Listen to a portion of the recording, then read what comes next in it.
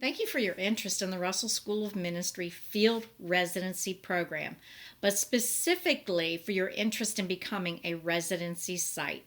For the next few minutes, I'm going to give a very quick overview of what it takes to be considered as a residency site.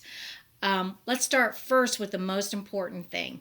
We are looking for healthy ministry organizations who will partner with us to help mold young people or God's chosen people into who He wants to be. We're excited to partner with you, and we are looking for those healthy organizations who really understand their own vision and mission that God has called them to, that can help students understand their vision and mission, and then students can jump on and be a part of that vision and mission. What I also mean by healthy is not really perfect, because we all know ministry is not perfect, but we're looking for ministry organizations that when tension or barriers or roadblocks come, that they as an organization can model healthy ways of working through those. It's really important for our students to see healthy ways of navigating through the tense spots of ministry, and we know there are many. There are a couple of roles that you're going to need to have in place in order to be considered a field residency site. There are two roles specifically. One is called the field liaison and the other a field mentor. Now, let me just say that oftentimes these roles are filled by the same person. It's really just up to you for you to take a good look at what these roles are. Look at your ministry load with the load of being a liaison and mentor, and then you decide if that's a role or if you can cover all those roles. That's really up to you. But what does a field liaison do? They're the supervisor of the residency that happens on their site.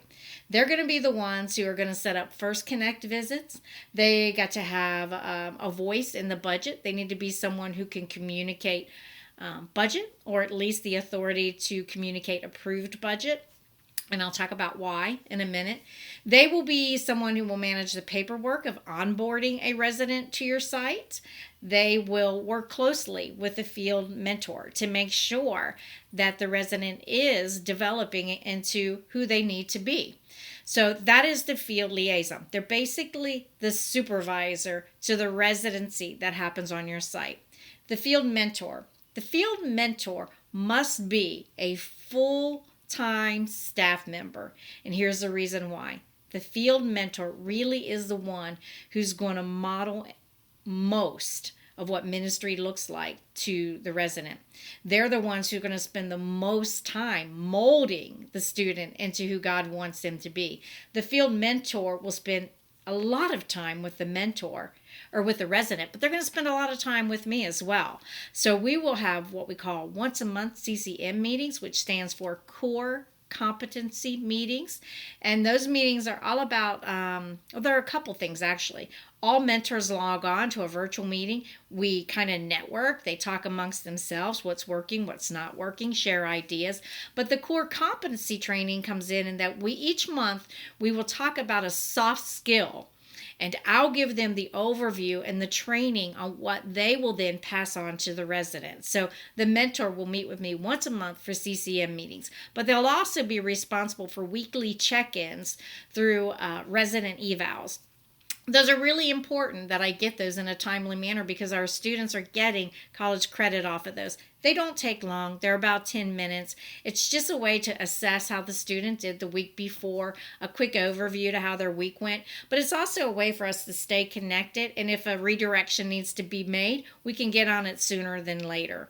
The field mentor must be, I'm going to restate this, a full-time staff member who has a clear vision of what it's going to take to get a student from point A, just walking into the residency with very little knowledge, to completion 2 years later, that they could actually be someone they feel confident in giving the keys to run that ministry. Field mentor needs to be able to see that from point A to point B, from beginning to completion. They need to have the bandwidth to spend monthly meetings with me. They need to be organized enough to do the weekly evals.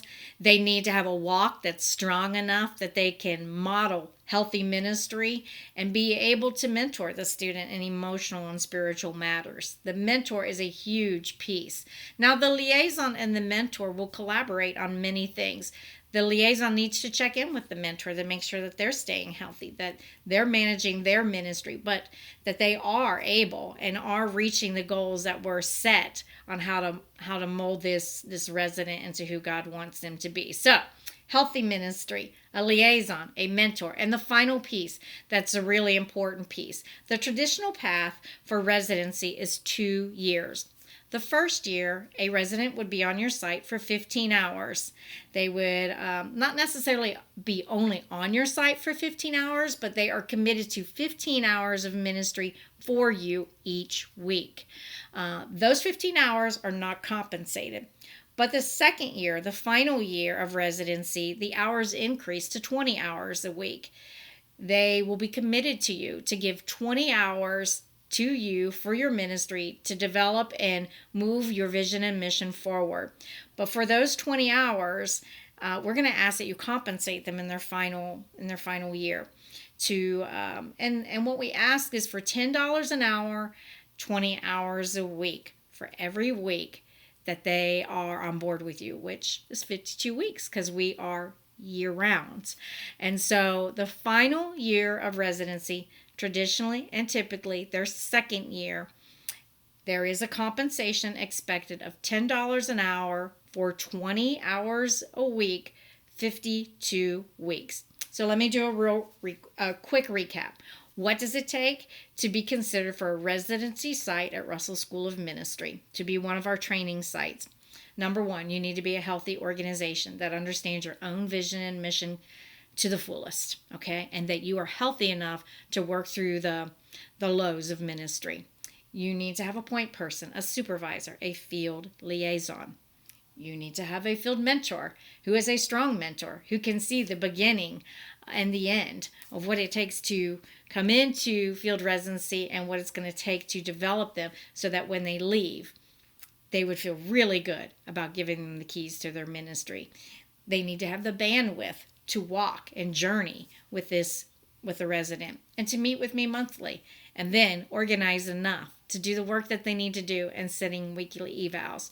And then as an organization, you need to be able to budget for that final year of residency where it is $10 an hour, 20 hours a week for 52 weeks. If this is something that you feel that you're confident you can do, then I encourage you to go ahead and fill out the application and we'll get in touch. Thank you so much for your interest. God bless.